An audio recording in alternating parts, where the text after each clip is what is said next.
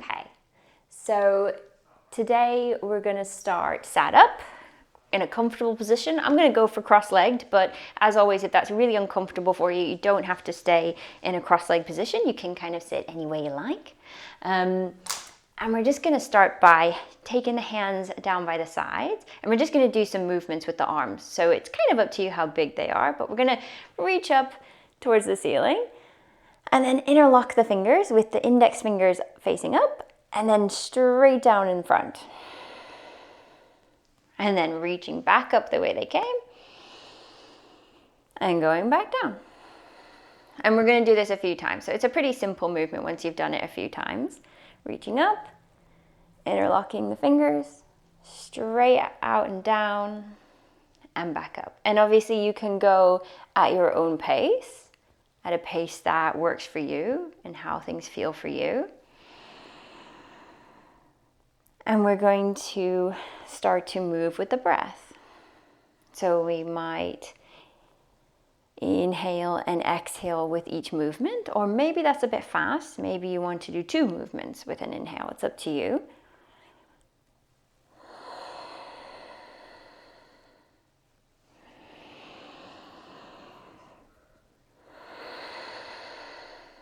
And this movement here, this one here where we cut down the center like this is your Kali Mudra. So mudras are hand positions for the most part. Some of them have a little bit of movement like this one. And they represent things. So your Kali Mudra is representing the sword of Kali. So an old story that I don't actually know for thoroughly enough to tell in a class. But the idea is that you are slicing through the illusions of life. So one of the things that I use this for is that reminder to feel that true abundance. So coming away from the idea that we need to buy, especially seeing as Cyber Monday was yesterday. One more time. We're reaching up. So we're slicing through the illusion that we need stuff to make us happy, maybe. Something along those lines. And then wide and down. And then we're going to straighten the legs out and just find a nice stretch here. So it really is up to you. So you might pull the toes back and go really tall, or you might stay a little bit soft in the legs, whatever feels nice.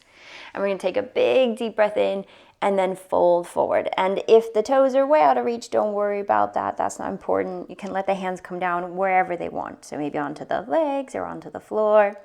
Might be able to touch the toes, might not. Remember, we are not trying to touch the toes. I always say, it doesn't matter if you can touch your toes. And then we just repeat that a few times until we believe it. And so coming back to this idea of true abundance, we want to remind ourselves that true abundance is joy, sun shining through a window, all the things that nature has to offer us, from delicious food to beautiful views. So kind of just settling into that feeling, or the feelings that kind of arise when you think of those kinds of forms of abundance. Taking a moment to feel that we have everything we need, and we don't need to acquire it from anywhere else. Start to come back up to seated, maybe bringing the hands up with you. And then see about going for this cactus shape, so bending at the elbows. And we're going to go for a twist. So big deep breath in, and then left elbow forward, right elbow back. It doesn't matter if you do your lefts and rights wrong, because we'll always do both sides. Inhale as you come forward. Exhale as you twist to the other side. And what you may find is the arms get tired first, especially after doing our Kali Mudra as we did before. But if it feels okay, we're going to hold and move with the breath. So exhale when we twist, and inhale when we come back to center. So we can go for that nice, long, slow breath out. And then back to center. Exhale. Starting to really become aware of this moment. So noticing maybe we can sense the weather outside, even if we don't necessarily look straight out a window. We know if it's raining or freezing cold or snowy or sunny. Kind of noticing that. Really tuning into this moment. And then coming back to center and releasing the hands, just letting the shoulders relax for a moment. And then we're going to come on to all fours. So swooping the feet around. I'm going to line up wrists under shoulders and knees under hips, and I'm going to use a blanket under my knees. So as always, with any little props, I know we've covered things throughout the time we've been doing these little recordings. So if you have any props you want to use, always grab them for your practice. And we'll do some cat-cows here. So on the inhale, belly drops down, tailbone goes up, heart forward. And on the exhale, rounding through the back, opening the space between the shoulder blades. And just starting to move back and forth with your breath. Just seeing how things feel today. And as we move back and forth, when we do our angry cat, so when we round through the back and we tuck the chin, we start to look back towards ourselves. And in yoga, any forward fold, any rounding of the spine, that's a sign to look inward, so to check in with yourself. So when you exhale and round, we are reminded to look inward for our fulfillment of our needs. I know that there's a lot of pressure around Black Friday sales and Cyber Monday things, and there's lots of buy it now or you'll never get it for this cheap again. And sometimes it's just a bit much. So we need to step away, have that exhale, and just notice, do I really need something? Do I really need anything that's something, what's cheaper than buying 3 for 2 is buying none. That kind of joke, Maybe one more breath here. And then when you feel ready, we're going to come into a pretty relaxed child's pose. We're going to come with the bum towards the heels as low as it can go. And then we're going to try and rest the forehead down. And a little change here, we're going to try to go for a Hasta Mudra. Just make sure that your shoulders are happy with this. So we're going to turn the palms facing up. And then if you feel like you've got that little bit of give, you could try to bring the sides of the hands together. So if that's too much, then don't force it, because this does put the shoulders in a very interesting position. No matter how flexible you are in your shoulders, you'll likely be feeling that. See if you can let the head meet something. So again, if you can't touch the floor with the head, using a block. If you need a bit more support from the elbows, this is a good one for that as well. So if you feel like you can't bend the knees as much, that's fine. You can still come into a variation here with the knees less bent. So just finding your variation, just for a couple deep breaths, maybe as we stretch into the shoulders.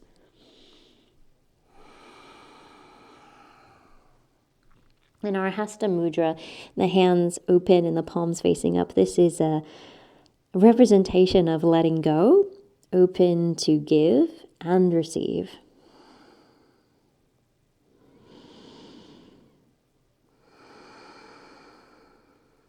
And then when you're ready, we'll come back up onto all fours. So putting the hands back down, pressing back up onto the knees. And we're going to go for a leg stretch here. So we're going to take the right leg out, leave the toes down, press the heel away, and just have a little pause there. So we're stretching down the back of the leg, activating the muscles nice and long through the spine. So a little bit of mindfulness and not to droop, just to keep things nice and sturdy. And then we'll see about bringing that back foot up off the floor. So we're going in for a little bit of a balance now. And then reaching, if you want, the left hand forward. And it doesn't matter how high up things come off of the floor. So you might be very close to the floor. So it's hard to tell, but I'm actually only like an inch away from the floor with my fingers and my toes here. I can easily tap. And it's still doing all the things that it would do if you lift it up high. So don't worry about trying to get a certain height or look. Just think about that length through the whole body and that strength and the balance. And we call this perseverance. One more breath. And then bring that hand back down, bring the knee down. Walk the hands back, come up over the knees, just to give the arms a little bit of a break and just move through the wrists. So just checking in on how things feel. You might wiggle if that feels nice. You might fix clothes. I tend to adjust. And then we'll do the same on the other side. So coming back down onto the hands. Technically, you could do this one on your forearms if you're really struggling with your wrists. It does not make it easier, though, I will caveat that. And then we're going to do it on the other side. So taking the left leg out, feeling that stretch on the back of the leg. Again, it doesn't matter if you get your lefts from rights mixed up, just make sure you do it on the other side. Have that pause. Again, maybe we come back to this moment, feeling the mat under the hands, the temperature in the room, maybe the strength in the muscles, and then bring that back foot up off the floor. And now we're balancing, strong through the belly, so we make a conscious choice to use our core muscles. And then when we feel ready, go in for the balance, taking the right hand off the floor. It doesn't matter how high up things come from the floor. As soon as we're not touching, everything's working hard. And we come back to this idea of strength and focus. So we have strength and focus to manifest what we need. One more breath. You can say to yourself, I have strength and focus to manifest what I need. Bring the hand back down, bring the knee down. Well done. And we're going to go for our downward dog. So we're going to come to standing after that. So if you want to skip it, you can always skip a downward dog. Hands a bit further forward, bum up high, belly back towards thighs. And as always, we prioritize the spine, but feel free to reach down through the heels and straighten-ish through the legs. So thinking about straightening the legs, but remember, things don't have to lock straight or touch the floor in terms of the heels and things. Lengthening through the spine. Maybe just having that pause and enjoying that full body stretch of how it feels. One of the things that we can remind ourselves for true abundance is having a body that can do this kind of movement. All kinds of movement. And then walking the hands back towards the feet and having a little pause if it feels okay to stay upside down in a forward fold. So you can either bend the knees and hang loose, or you can go for a more active stretch, reaching down, kind of see what feels nice today. So I haven't done much this morning before class. I've just kind of been sat around in the house. So I could do with being a bit more active here. Obviously, if for some reason you've gone for a run this morning or something like that, maybe you want to be a bit more gentle with yourself. Everybody's different. Everybody's got different lives, different things going on. So remember, there's no right or wrong, just kind of easing into what feels nice and right for you today. And then when you're ready, starting to bend the knees, pull the belly muscles in, and slowly start to roll up to standing. Let the head come up last. And we go up a little bit slow so we don't feel dizzy. That's probably the important part there. And then we're going to go for our warrior 3.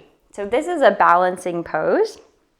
And it doesn't matter, let me take my socks off now. It doesn't matter how, again, just like with the other one on all fours, it doesn't matter how low you go with it or how deep into the pose. So feet about hip width apart. See about bringing the hands onto the hips.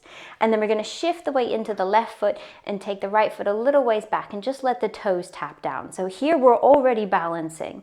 We've already got the weight on that left leg. We're engaged through the core.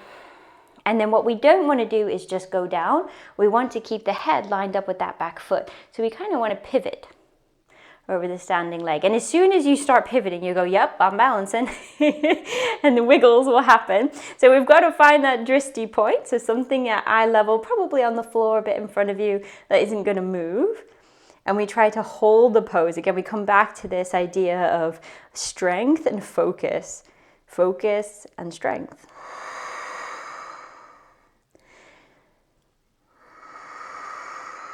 One more breath. And then back to standing, just bringing the feet together.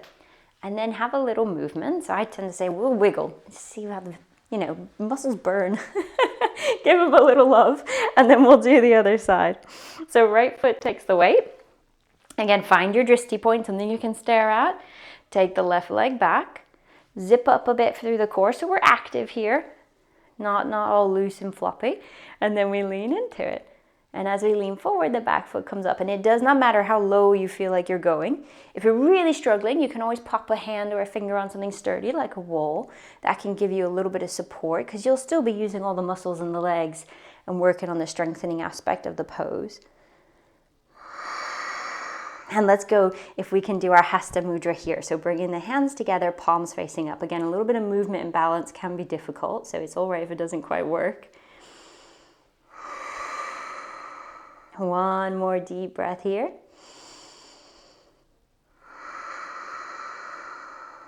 And then slowly start to come back to center. Ah, well done. Have a little movement. And then we're going to go for a nice wide stance for our warrior two. So feel free to go as comfortable as you can, but we want to be sturdy. We're not trying to do a split or anything like that. Left toes turn out towards the small side of the mat, so going long. And then we're going to bend into the left knee. So one leg is straight, one leg goes bent over the ankle. Strong through the core, and then arms to a T. If the arms get tired or if you feel your heart rate is really increased, you can put the arms down. That will make a big difference. And we're going to turn the head to look at the left fingertips. It's an easy pose to come out of if you feel like you need a rest. And we take a moment here. Maybe we take a moment to visualize your skills, your gifts, and know that you are enough as you are. When you're ready, straighten that leg and maybe go for a triangle pose. So maybe bringing the hand forward and then down. So straight onto that left leg. Right hand, doesn't matter how low you go. So again, just going for a stretch that feels right for you. One deep breath here. And back up to standing. Release the hands, left toes in. We'll do the same on the other side, so right toes out. Obviously, if you need a little wiggle between, that's absolutely fine. And then bending into the right knee, bring it over the ankle. And to some extent, we want that to be over the ankle, forward and back, but also left and right. So don't let it kind of droop in. Make sure it stays upright as well. And then arms to a T, shoulders down away from the ears. Maybe turn the head if that feels okay. And taking some deep breaths here, pressing evenly into the feet.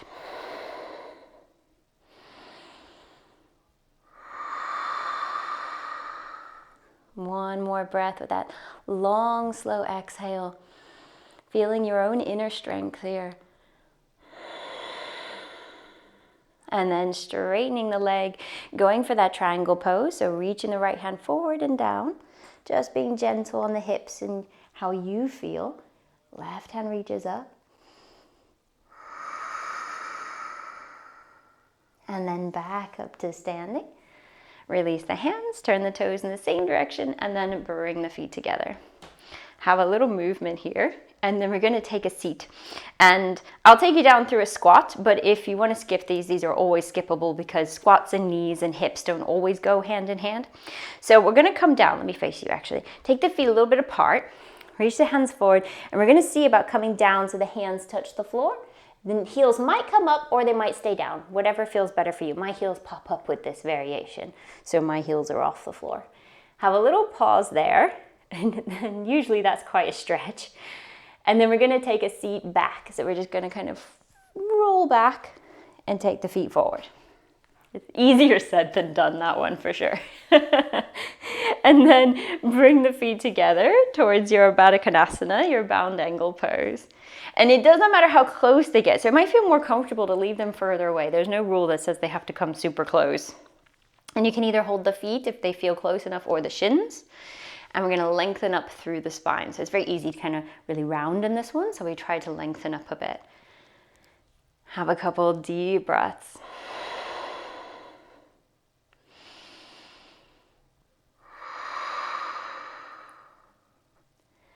And then take the feet a little bit in front of you. So this time we're going to make more of a diamond shape with the legs, something like that.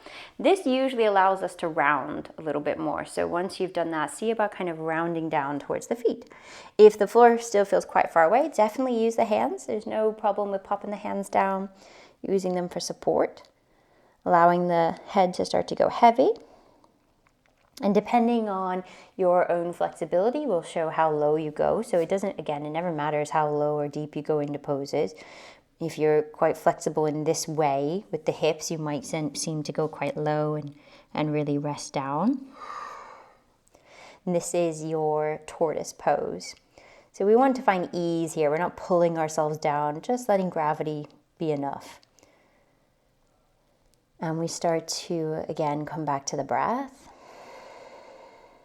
Taking that long, slow exhale. And coming back to this idea of true abundance, we make that choice to relinquish the need to do more, or have more, or be more. And maybe we take a little smile to feel the contentment of this moment right now.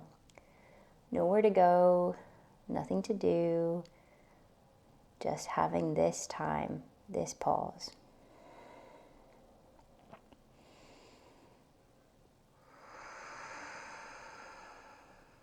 When you feel ready, slowly start to come back up to center.